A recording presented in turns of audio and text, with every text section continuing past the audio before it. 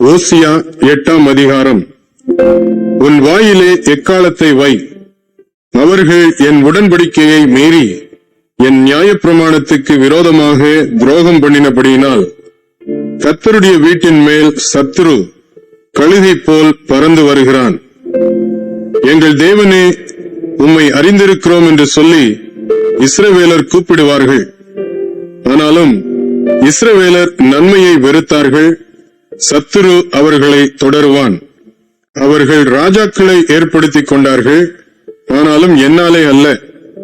அதிபதிகளை வைத்துக் கொண்டார்கள், ஆனாலும் நான் அறியேன். அவர்கள் வேர் அறுப்புண்டு போகும்படி தங்கள் வெள்ளியினாலும் தங்கள் பொன்னினாலும் தங்களுக்கு விக்கிரகங்களை செய்வித்தார்கள். சமாரியாவே, உன் கன்றுக்குட்டி உன்னை வெறுத்து விடுகிறது. என் கோபம் அவர்கள் மேல் மூண்டது.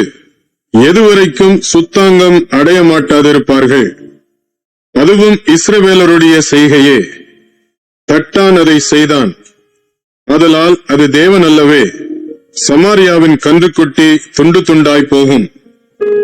அவர்கள் காற்றை விதைத்து சூறை காற்றை அறுப்பார்கள். விளைச்சல் அவர்களுக்கு இல்லை. கதிர் மாவை கொடுக்க மாட்டாது. கொடுத்தாலும் அந்நியர் அதை விழுங்குவார்கள். இஸ்ரவேலர் விழுங்கப்படுகிறார்கள். அவர்கள் இனி புறஜாதிகளுக்குள்ளே விரும்பப்படாத பாத்திரத்தை போல் இருப்பார்கள்.